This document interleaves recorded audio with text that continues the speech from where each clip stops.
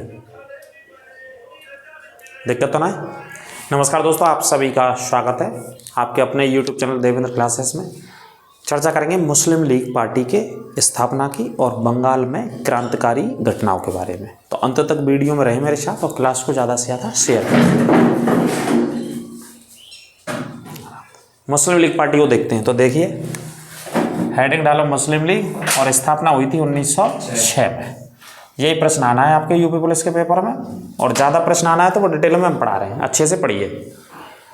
तो मुस्लिम league party का पूरा नाम है अखिल भारतीय, पेपर में ऐसे भी लिखा मिल सकता है आपको, अखिल भारतीय मुस्लिम लीग, अखिल भारतीय मुस्लिम लीग, जिसकी स्थापना हुई थी ढाका में, ठीक है, जो कि बांग्लादेश की राजधानी। तो देखो, बंगाल विभाजन हिंदू व मुस्लिमों में फूट डालने का सबसे बड़ा कारण बना था। पहली बात तो ये समझो, यहाँ से स्टार्टिंग करते हैं। तो बंगाल विभाजन कब हुआ? 1905 में हुआ था साहब। बंगाल विभाजन को करने वाला जो व्यक्ति था उसका नाम था लॉर्ड कर्जन। तो बंगाल विभाजन का अंग्रेजों का मुख्य उद्देश्य था मुसलमानों को हिंदुओं से लड़ाना या हिंदुओं को मुसलमानों से अलग करना, मुस्लिम लोगों को भड़काना था। कुल मिला के सबसे महत्वपूर्ण उद्देश्य यही था अंग्रेजों का बंगाल विभाजन के समय, है ना। तो फूट डालने का मुख्य कारण बना था, नंबर 1 पॉइंट। दूसरा, बंगाल विभाजन की घोषणा के बाद ही, जैसे बंगाल विभाजन की घोषणा करी थी अंग्रेजों ने, यानी कि लॉर्ड कर्जन के द्वारा, तो उसके बाद 1 अक्टूबर 1906, इस डेट को अंडरलाइन कर लेना, 1 अक्टूबर 1906 को आगा खां, ये नेता बहुत इंपॉर्टेंट है, जो ऑप्शन में आते हैं हमेशा जब जब ये प्रश्न पूछा जाता है। आगा खां के नेतृत्व में मुस्लिम लोगों का एक मंडल, जिसमें कुछ लोग शामिल थे, कुछ नेता शामिल थे जो मुस्लिम लीग पार्टी के, मुस्लिम लोगों का एक मंडल वायसराय लॉर्ड मिंटो से शिमला में मिला था। यह शिमला में मिलता है, मुलाकात होती है साहब, कहाँ पे? शिमला में। उस समय मिंटो कहाँ पे रह रहे थे साहब? ये वायसराय थे भारत के उस समय, लॉर्ड मिंटो ये रह रहे थे साहब शिमला में। चौके भैया कब मिल रहे हैं? अक्टूबर के महीने में। ज़्यादातर ब्रिटिश लोग जो हमारे यहाँ आते थे वायसराय, आमतौर पर, चूँकि मौसम जो हमारे यहाँ का दिल्ली का या आसपास का हिस्सा का रहता था, वो गर्मी माहौल रहता था, गर्म मौसम रहता था, उस मौसम के अनुकूल नहीं थे। जितने भी अंग्रेज़ थे वो ठंडे देशों में रहने के अनुकूल थे। तो इस वजह से शिमला या हिमाचल प्रदेश के अलग अलग अन्य इलाकों में चले जाया करते थे जब जब गर्मी इधर पड़ती थी, ठीक है। तो वहाँ पर 1 अक्टूबर 1906 को ये लोग मिलते हैं और अपनी मांगों को रखते हैं। क्या मांग रखते हैं मुस्लिम लीग वाले? तो ये कहते हैं कि भैया केंद्रीय स्तर पर, प्रांतों के स्तर पर और स्थानीय निकायों में हमें निर्वाचन हेतु एक विशिष्ट व्यवस्था दी जाए, मतलब हमें चुनाव लड़ने की एक व्यवस्था दी जाए। 3 स्तरों पर चुनाव लड़ने की इन्होंने कहा, स्थानीय स्तर पर भी चुनाव लड़ेंगे, राज्यों के स्तर पर और केंद्रीय स्तर पर, यानी कि संघ स्तर पर चुनाव लड़ेंगे। यह मांग लॉर्ड मिंटो के सामने करी। किसने करी साहब? मुस्लिम लीग के नेताओं ने, ठीक है।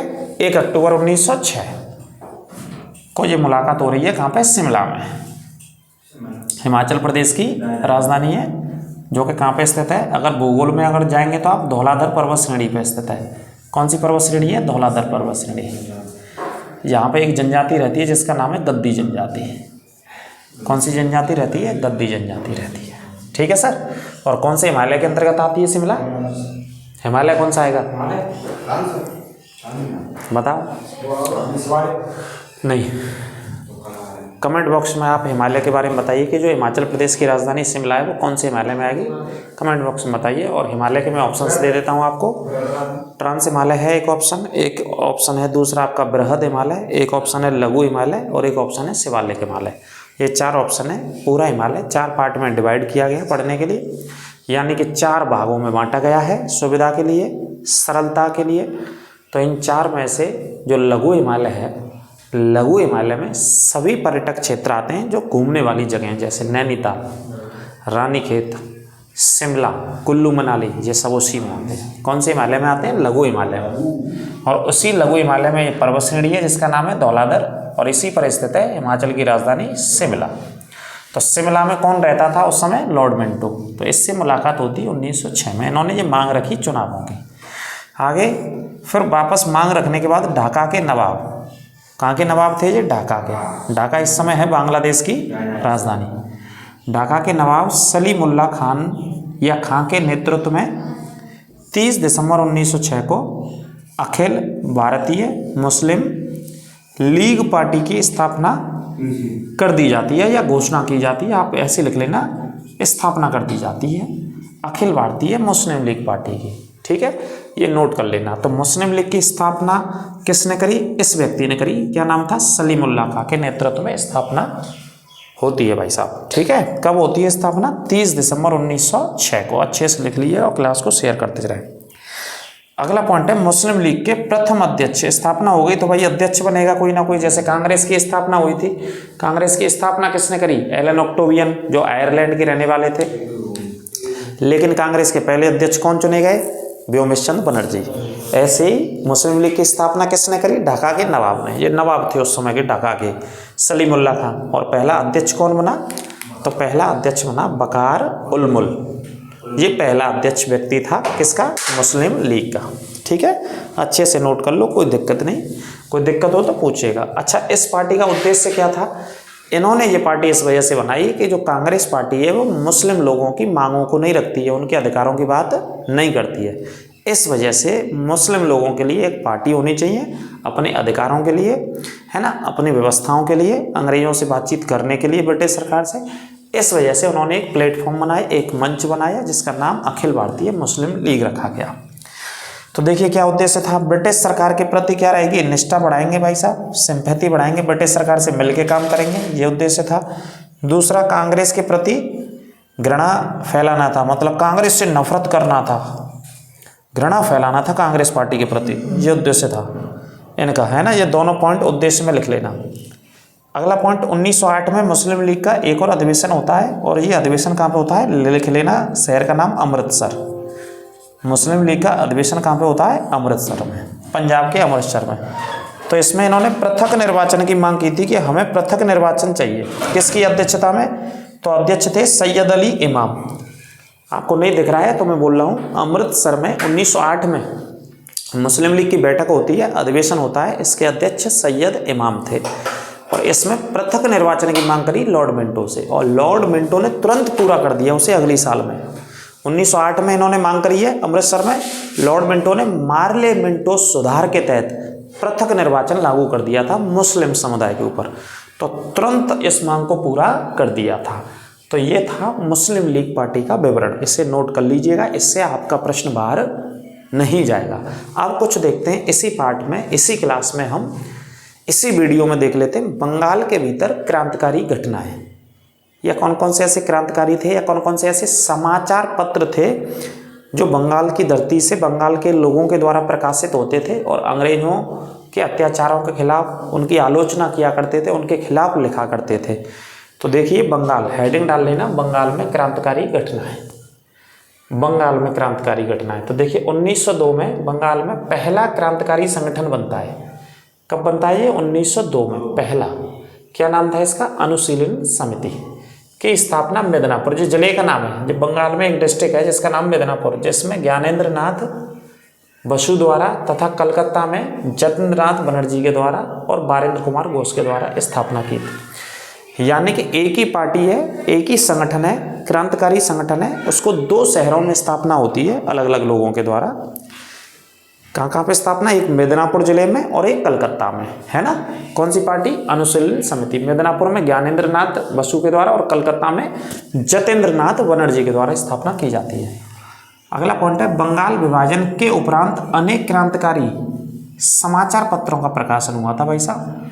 जैसे बंगाल विभाजन कब हो गया? 1905 में, या उसके उपरांत तमाम समाचार पत्र का प्रकाशन किया अंग्रेजों के खिलाफ। ठीक है, अब देखिए कौन कौन से थे। ब्रह्मा बांधव उपाध्याय, ये व्यक्ति थे एक, ब्रह्मा बांधव उपाध्याय के द्वारा संध्या नामक अखबार बहुत प्रसिद्ध था। कौन सा अखबार? संध्या नामक अखबार था। क्रांतिकारी अखबार थे जो अंग्रेजों के, ब्रिटिश सरकार के, ब्रिटिश हुकूमत के, फिरंगी हुकूमत के खिलाफ लिखते थे। संध्या नामक अखबार, संध्या नामक अखबार निकाला था, नोट कर लेना इसको। किसने निकाला था? ब्रह्मा बांधव और अरविंद घोष जी ने कौन सा निकाला था? वंदे मातरम। मोस्ट इंपोर्टेंट अखबार है, जो लिख लेना, पूछा गया कई बार। वंदे मातरम अखबार किसने निकाला? अरविंद घोष के द्वारा, बंगाल की धरती से। अगला, भूपेंद्र नाथ दत्त के द्वारा युगांतर नामक अखबार निकाला था। ये बहुत इंपॉर्टेंट है, इसने एक तरीके से क्रांतिकारी गतिविधियों को अंजाम दिया। युगांतर पार्टी भी थी, युगांतर अखबार भी था, एक संगठन भी था युगांतर के नाम से। तो किसने निकाला था? ये भूपेंद्र नाथ दत्त के द्वारा प्रकाशित किया गया था। अगला पॉइंट, हेमचंद्र कानून को एक भारत के व्यक्ति थे जो पेरिस में, कहाँ पे? पेरिस में, रूस का एक प्रशिक्षण केंद्र था, पेरिस के भीतर था, लेकिन पेरिस में, फ्रांस की राजधानी पेरिस में रूस का एक ट्रेनिंग सेंटर था जहाँ बम बनाना सिखाया जाता था उन दिनों। तो ये बम बनाने की विधि सीख करके आए वहाँ से, और वहाँ से आकर के इन्होंने कलकत्ता में एक बम बनाने की सेंटर में या फैक्ट्री में कह सकते हैं काम किया था बम बनाने को लेकर। तो पेरिस से बम बनाकर सीख करके कहाँ पे आए थे?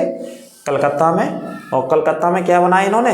बम बनाए थे अंग्रेजी शासकों के खिलाफ अटैक करने के लिए, आक्रमण करने के लिए, उन पर बम फेंकने के लिए। किसने? हेमचंद्र कानूनगो ने। इस पॉइंट को नोट कर लेना, ठीक है? हल्की से कर ले नहीं आवाज आ जाएगी। अगला पॉइंट है 30 अप्रैल 1908। ये डेट बहुत मोस्ट इंपॉर्टेंट है, 30 अप्रैल 1908। इसे कंठस्थ कर लेना और छाप लेना अपने दिल और दिमाग पर। वर्ष 1908। राज्य कौन सा है? बिहार। और जिला है मुजफ्फरपुर। बिहार के मुजफ्फरपुर। और मुजफ्फरपुर सबसे ज़्यादा उत्पादन करता है लीची का। लीची एक फल होता है जिसका भारत में सबसे ज़्यादा उत्पादन इसी ज़िले में होता है, बिहार के मुजफ्फरपुर ज़िले में।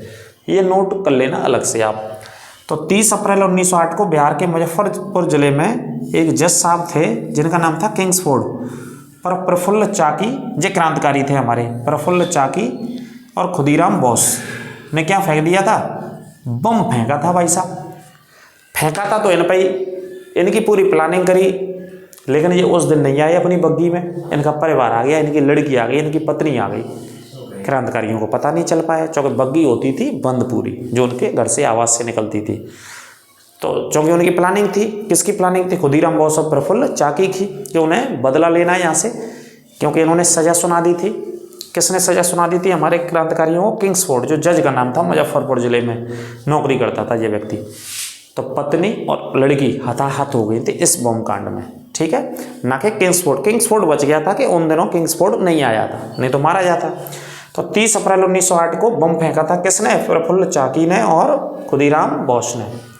इस घटना के बाद प्रफुल्ल चाकी ने आत्महत्या कर ली, ब्रिटिश पुलिस से बचने के लिए क्या कर ली?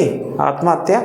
और खुदीराम बोस को मुजफ्फरपुर जेल में पकड़कर 11 अगस्त 1908 को 18 वर्ष की उम्र में फांसी दे दी गई। कितने वर्ष की उम्र में? 18। यहाँ बच्चा 18 वर्ष की उम्र में मम्मी कहना सीखता है अच्छे से, मतलब दुनिया का ज्ञान लेता है। दुनिया का नहीं, जिस जगह पैदा होता है उस क्षेत्र का ज्ञान लेना प्रारंभ या आरंभ करता है। और 18 वर्ष की उम्र में हमारे इतिहास में, हमारी ज़मीन के लिए, हमारे हिंदुस्तान के लिए, भारत के लिए, हमारे क्रांतिकारी युवा अवस्था में फांसी पर चढ़ गए थे अपने देश को आज़ाद कराने के लिए, अंग्रेज़ों से लोहा लेते हुए। तो इस वजह से जिस देश में आपने जन्म लिया उस देश की संस्कृति को, इतिहास को, कल्चर को आपको पढ़ना चाहिए, आपको समझना चाहिए। कैसे कैसे लोगों ने बलिदान दिया, कुर्बानी दी है आपके लिए, हमारे लिए, जिस देश में हमने जन्म लिया है। तो आपको पढ़ लिख करके तरक्की करनी चाहिए और अपना योगदान देना चाहिए इस कंट्री में, इस देश में। तो भैया 18 वर्ष की उम्र में फांसी पर चढ़ गए थे खुदीराम बोस। किसके लिए चढ़ गए? परिवार के लिए नहीं, देश के लिए, भारत के लिए, भारत को आज़ाद कराने के लिए, ठीक है? अगला और पॉइंट है, इसमें आपको नहीं दिखेगा तो मैं पढ़ दे रहा हूँ। ये वाले व्यक्ति हैं ब्रह्मा बांधव उपाध्याय। इन्होंने सबसे पहले रविंद्रनाथ टैगोर को गुरुदेव कहकर के सम्मानित किया था। ये पॉइंट और नोट कर लेना। प्रश्न आता है कि रविंद्रनाथ टैगोर को गुरुदेव किसने कहा था? तो ब्रह्मा बांधव उपाध्याय के द्वारा। कौन से व्यक्ति हैं जो गुरुदेव के नाम से जाने जाते हैं? तो आंसर रविंद्रनाथ टैगोर, ठीक है? ये पॉइंट नोट कर लेना। ब्रह्मा बांधव उपाध्याय के द्वारा रविंद्रनाथ टैगोर को गुरुदेव, सबसे पहले गुरुदेव के नाम से सम्मानित किया गया था, या गुरुदेव नामक उपाधि उनके नाम के साथ जोड़ी गई थी, ठीक है? तो क्लास के साथ बने रहें, एक एक टॉपिक अच्छे से पढ़ते रहे, नोट्स बनाते रहे, जो कि किसी भी एग्ज़ाम में आपके लिए काम आएगा और दिक्कत नहीं आएगी एग्ज़ाम को क्वालिफाई करने में आपको, अगर अच्छे से आप क्लास दर क्लास नोट्स बनाते रहेंगे। तो मॉडर्न हिस्ट्री और संविधान के दोनों टॉपिक चल रहे हैं। एक बच्चा कमेंट कर रहा था कि सर संविधान की कौन सी क्लास आपने पढ़ा दी, बीच में से डाल दी। तो मैं बता दूं कि संविधान की प्लेलिस्ट है। पुलिस का जो विज्ञापन दिसंबर 2023 में आया था, तो उस समय बंद कर दी थी वो क्लास हमने, और पुलिस के हिसाब से पढ़ाने लग गए थे। जो सिलेबस था यूपी पुलिस सिपाही भर्ती परीक्षा में, प्लेलिस्ट में जाएंगे तो शुरू से मिलेंगी आपको क्लासेस संविधान की, तो आप चिंता ना करें, प्लेलिस्ट से शुरू से पढ़ लें। अब भाग 6 चल रहा है। भाग 6 में हम राज्य की कार्यपालिका पढ़ चुके हैं, विधानसभा पढ़ चुके हैं, विधान परिषद यानी कि विधानमंडल। अब पढ़ेंगे हम राज्य के हाई कोर्ट के बारे में, हाई कोर्ट की क्या व्यवस्था है, न्यायपालिका के बारे में पढ़ेंगे, है ना। तो सारी क्लासों को पढ़ें तो प्लेलिस्ट से चेक कर सकते हैं और पढ़ सकते हैं। बाकी के मॉडर्न हिस्ट्री की प्लेलिस्ट है, ये भी पूरा, इसमें विद्रोह मैंने आपको पढ़ा दिए, सामाजिक सांस्कृतिक आंदोलन मैंने पढ़ा दिया आपको 1857 क्रांति से, ये आंदोलन लगातार 1947 तक पढ़ेंगे, अध्ययन करेंगे। ठीक है, तो मिलते हैं अगली क्लास में, अपना ख्याल रखिए, नमस्कार, राधे राधे।